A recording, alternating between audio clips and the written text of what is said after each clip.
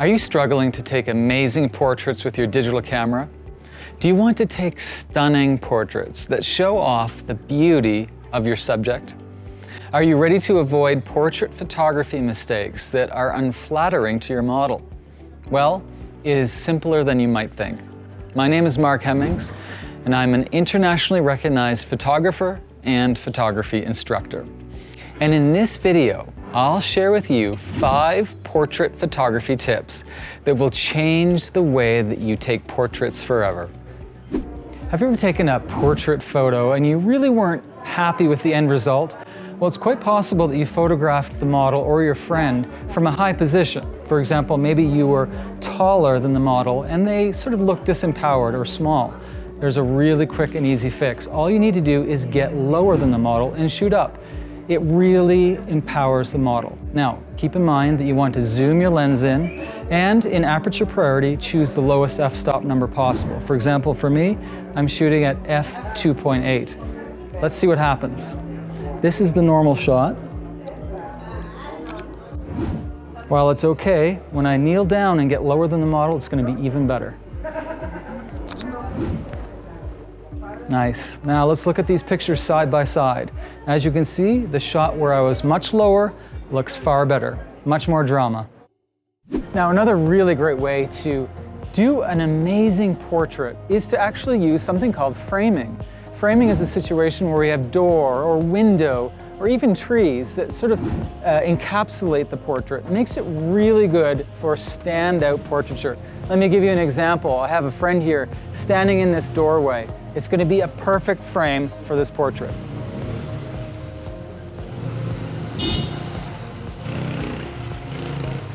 So, what do you think? The doorway was absolutely perfect. It really frames in the subject and it makes the portrait stand out. I love it. Now, in a situation like this, we want to shoot low. It's always good to empower the portrait subject by the photographer being low. Also, the sun. Make sure that your model can look into the sun. I know it's hard because of the brightness, but it'll really make the portrait look excellent. Also, make sure that you have a symmetrical composition. As you can see, I was photographing with equal distance between the left and right side. Those tips will give you an excellent portrait. Negative space is such an excellent way to really force your viewer's attention into the main subject. Now, negative space is where you have a majority of the picture or the composition that's blank, it has no detail. Take, for example, the picture that we have here. I have my friend stand in, and she is going to be very small in the picture with a lot of empty negative space, but it's going to work out so well. Let me give you an example shot. Okay, put your tiara on and off.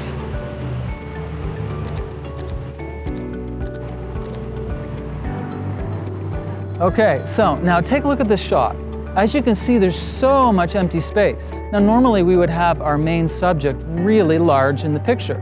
However, when you're dealing with negative space, you get this artistic effect where all of the tension eventually goes right down to the main subject. It's a really cool way to add an artistic flair to your portraiture. Give it a try. Now, a really interesting way to add dimensionality and depth to your portraits is to incorporate shadows. Now, you can get shadows very easily just by photographing when the light is low and very direct on your subject. Now, for example, I have my friend here who's going to model for us. I'm going to take a picture and show you how I use shadow to really create an extra dimension to my portraits. Okay, let's begin. Okay, look up the street a bit and back down a little bit more toward me. Bit more. Okay, so check out this portrait. Do you see how the extra dimension of the shadow really adds to the picture? Now, I asked the model to slightly rotate her face so I get a different shadow profile, and I could choose afterward which one I like best. Also for camera settings, I like to have a long zoom, for example, 70 to 200, set at the 200mm setting, because a long lens for portraits is really good for the face. Also for aperture, because it's a little bit low, I used an f-stop of f2.8. However, you may choose an f4 if your lens only goes down to f4, that would be fine. Also, I love aperture priority for portraiture. Now, I love using lens hoods. They're so effective at protecting your lens if you accidentally drop it. And also for lens flares, it will give you a good clean image. Finally, it's really important to make sure that your model feels comfortable. If they don't feel comfortable, it'll really show up in the pictures. So, in order to do that, make sure you keep a really light and easy communication with them. Make a few jokes. Make sure also that when you're reviewing the photos, even if they're not exactly working out the way you want to, that you keep a good expression on your face, because they will read that from you and it'll cause some problems. So keep the energy light, really happy. Also, keep in mind that distance is a factor. No one likes to have a camera right up in their face, so use a long zoom lens. And long zoom lenses actually work well for portraiture anyway. So those aspects will really help to convey a sense of ease and fun in your portrait session that will guarantee excellent results. Thank you so much for watching. I really hope you enjoyed this video, and I hope that you got a lot of value out of it. Now, there's so much more I'd like to tell you about digital photography. And while I didn't hold anything back, there's only so much I could share with you in a short video like this.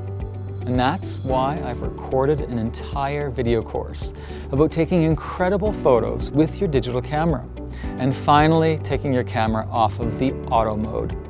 So if you'd like to find out more about my digital photography course, you'll find more information right under this video. So take a look at my full digital photography course, and I hope to see you there.